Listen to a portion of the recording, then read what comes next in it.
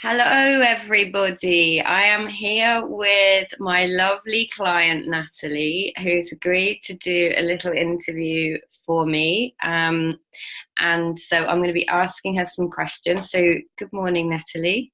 Hello. How are you doing? I'm very well. How are you? I'm good, thank you. All the better for seeing your lovely face. So I'm going to ask you some questions about coaching and how it's impacted on your life. So the first question I wanted to just run by you was, what first sparked your interest in making some changes? Um, well, I was already going through some personal stuff and getting help conventional, normal way. And I knew you already, and I'd found you. I really loved your boot camp we did, and you helped me so much, and I loved that coaching. And then when you started this new project, I just kind of saw the changes in you, and I just loved how different it was, like moving away from like fixing things and just being yourself. And I kind of knew that I didn't know how to do that for me, so I just wanted some like direction. Mm, mm, Um, and you talked a lot about self-love and self-care, and I remember my post like in January or Christmas time when you started doing gratitude journey journals, yeah. and I started doing them too, and I was just writing things like green tea, peanut butter, a flower, and I kept practicing and kept going, and I just thought this doesn't it's nice. I like doing it, but it wasn't as meaningful. And now I'm still doing that, and we're in October. I think I've diverted what you were on about, but No, no, that's fine. I'm always grateful for peanut butter. yeah. So, but what I was saying is that my gratitude journals now are like 2 or 3 pages long, and I really think about the things and where something comes from, how it's influenced me, how it's helped me. And you really started that process because I really didn't know what to do. It was just like, this is weird. I don't know what to say. I don't feel that stuff, but when you work on it, Yeah, so that's quite interesting. So, what do you think has been the difference? What's made you feel a bit more open to looking at being grateful for things around you? when I pay attention to like the little things and the things that I hear and that I have, as opposed to what I don't have, Mm. and what I was missing, I just naturally find now that I have always have things that I'm grateful for or that I like. And I mean, it's not all the time. I'm No, still have to get pissed off and stuff, but I just think, wow, me too. actually, yeah, I trace that back. That Yeah, I think that helps. No, I love that answer. Thank you, Natalie. So, how did you decide to use coaching with me as a way forwards, a way into seeing things differently? Mm, it was it was another challenge for me because although we did know each other, I found that I had to be open with you Hmm. and tell you things that I probably would have found difficult before, just because there was all these other feelings like embarrassed or just couldn't be open or didn't like talking about my experiences. And I really, to get somewhere, I really need to overcome that and all those feelings. And I liked how it was kind of formal but informal but really personal, and about you get reassurance and like kindness and more from you. So I see that difference. Was in normal, I wouldn't say it's coaching, more like therapies. It's a bit more. What's the word when it's not formal? It's when you a bit more reserved. You wouldn't expect that input from the person, and you wouldn't. You wouldn't expect them to hear you that you can do that. You're a great person because that's not. Well, in my experience of counselling, I mean, I've been a counsellor as well, and I've had counselling.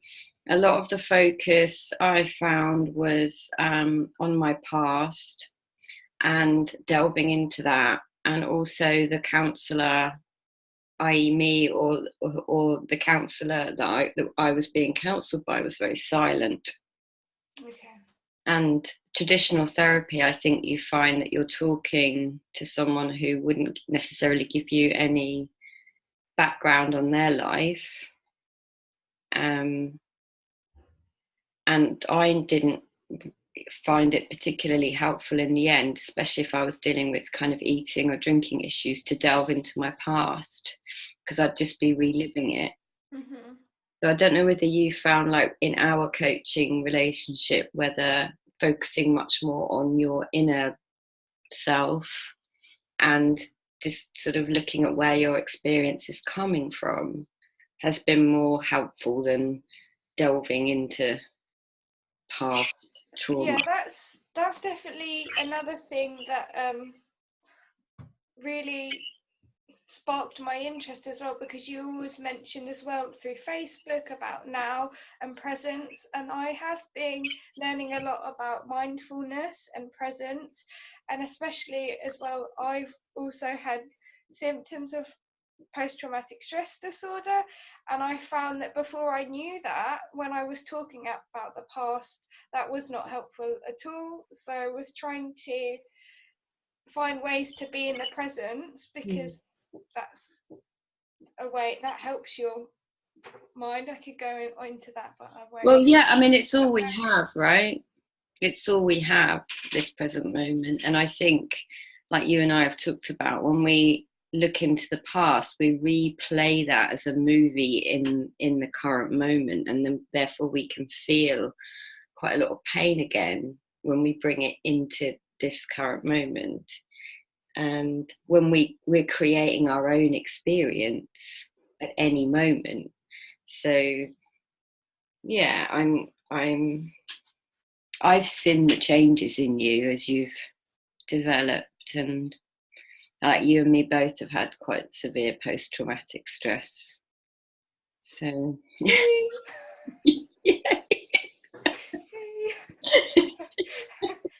Got something in common. Sorry. I think we've got loads in common. I wanted to ask you on that point, because I think it kind of moves, it's quite nicely touches on like what has been your biggest insight since starting coaching. I don't know if it's an insight, but much more appreciate me and I think like that's a me pretty cool insight. and care about me.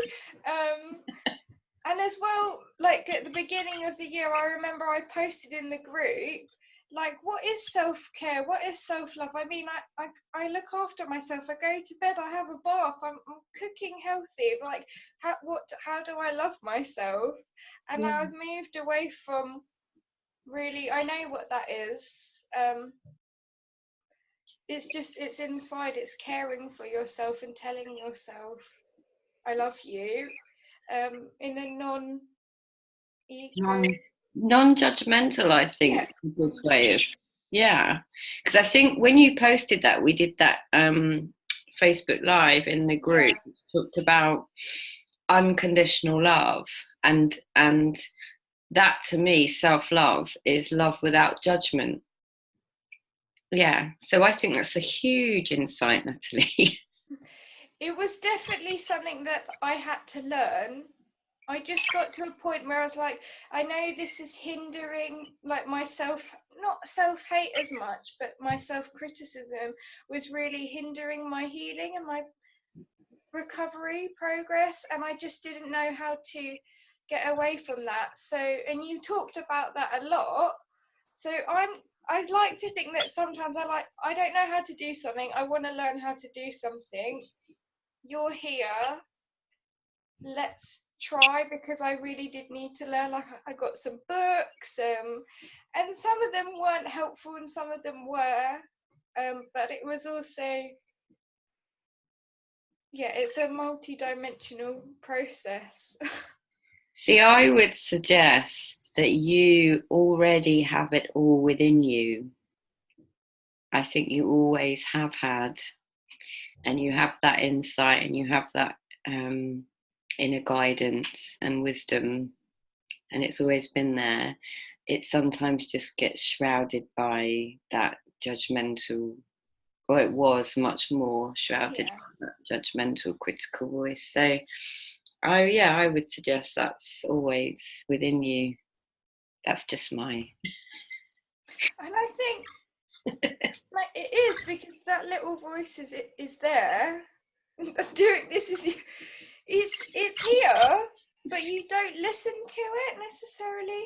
Just everything, you listen to everything else, and I would have known, I did know what to do, just had to listen to it. And I think trusting myself was a big thing, that I didn't trust myself.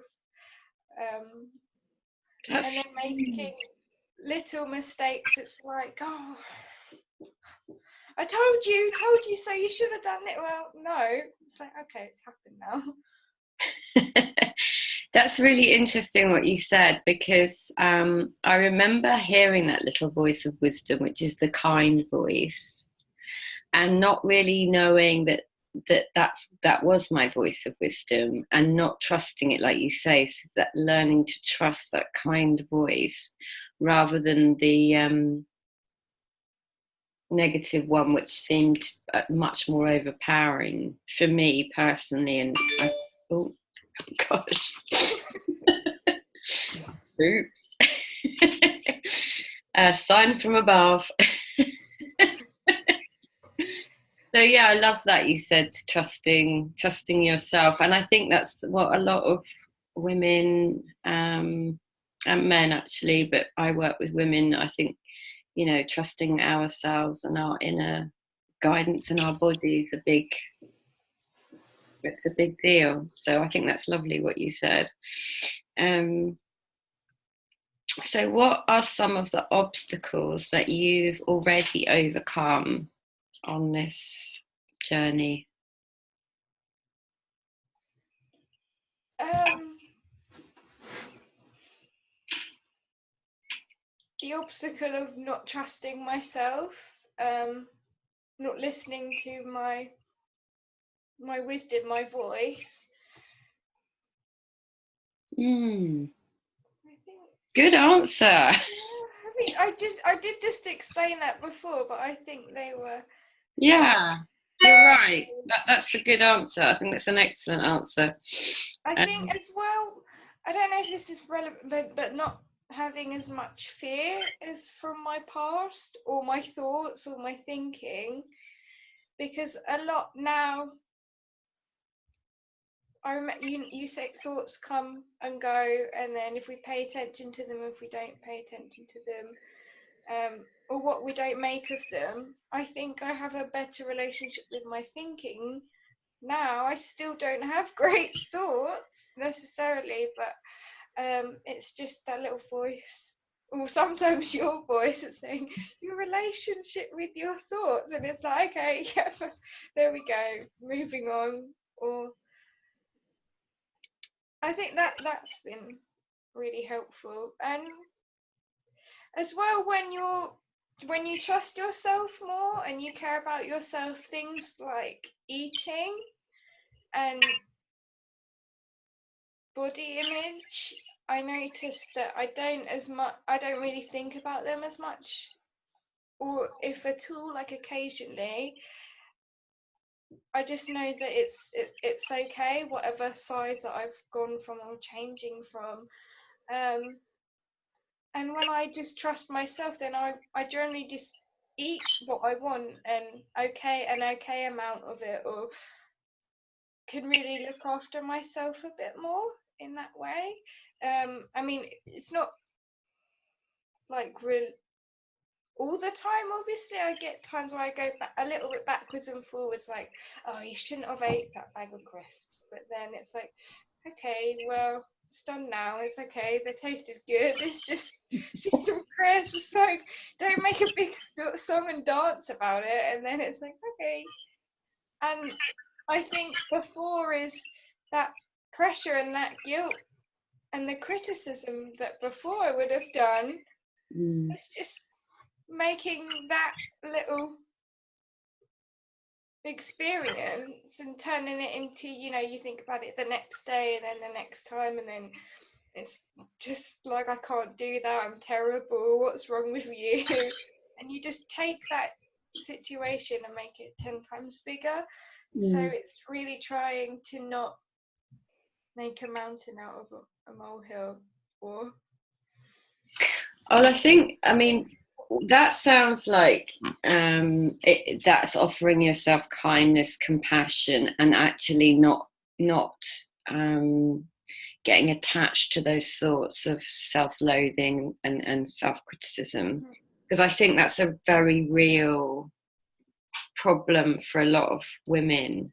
It's believing their thoughts that, you're bad if you eat a bag of crisps, but actually you're not in any way, shape or form bad. And once we can kind of detach from those thoughts and see that they're just kind of flowing through us as you described, then it kind of empowers you, like you were like, yeah, it's just a bag of crisps and they tasted nice. On to the next thing. yeah, and it is a cycle. And I think I can recognize what state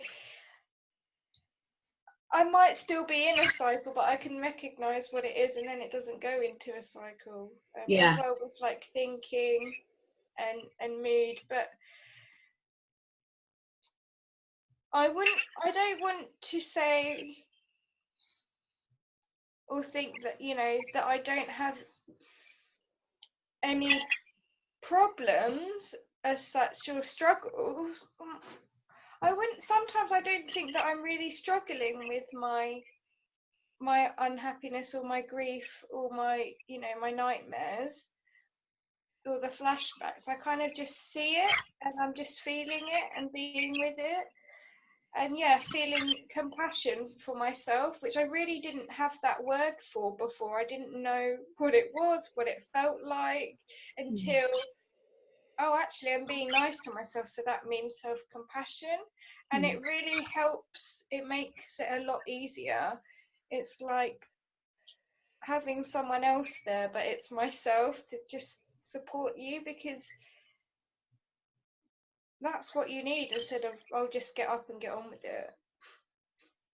Yeah, that's lovely, Nat. And it's me too, having bad days or bad moments, or because life happens, right? And we can get caught up in our thinking. That's really easy. But like you, I've gotten to a place where I'm out of it a bit quicker, or I can look at it and treat myself with a bit more compassion when those things happen. So it's lovely that you said that. I think you've answered my next question, actually. So I'm going to ask you one more question. Okay. Because you've been amazing and you are amazing. Do you have, like, with this new kind of understanding, like, how do you see your dreams for the future? Do you mean in what context, like for me? Or I don't want to answer. I've just took that question as like a career question. I think that's because I've been thinking about that lately. But I think I don't really think as much about the future or me, because I do think, well, when I get there, I might be different. I'll think about it then. but obviously some things need planning and thought. That's a great answer. Yeah, I think I'm going to take that question off my next interview list, because you're absolutely right. Living in the moment, and then I've gone, what are your dreams? Was it? No, but I was gonna add that I know that I don't fear myself as much as what's gonna happen to me or what will I experience. I just know that it will be okay, and I'll be okay. I couldn't have asked for a better answer there, Natalie. Absolutely, 100% agree with what you've just said there. You are always okay. You will always be okay. Nothing can hurt you. There's nothing to be fixed. I think I just absolutely love that answer. Scrubs question off. But no, I could answer it. So. Well, I have loved talking to you. Thank you for taking your time out for this interview for me, and I will turn off the record button, but you stay there. 1 minute. Hang on. Are you still recording? Yeah. Okay. I feel like I'm really proud of me. We're October now, and we started talking in November, December time. And if you'd asked me to do this, then I wouldn't have been able to do it. I wouldn't have expected that I'd been able to do it. I was just in a total hole and dread, and really I wasn't confident, and definitely talking about my experience with people that I don't know or publicly, I wouldn't have been able to do that. No, I would have just locked myself away. So to see how far that I've come and you've been there along the way has been really helpful. And it's just such an achievement, and I can't really express it. I just I would never have been able to do this. I didn't have a voice before, and I feel I have a voice now, and I'm gonna stop now. Quite like talking. Well, I love your talking, and I think we could probably talk all day, but we'll talk afterwards. But I love that you said that, and I appreciate that you said that, and I think, yeah, you've always had a voice. I think the difference is that self-belief is just so much stronger now, because you've seen who you really are. And yeah, I'm very proud of you.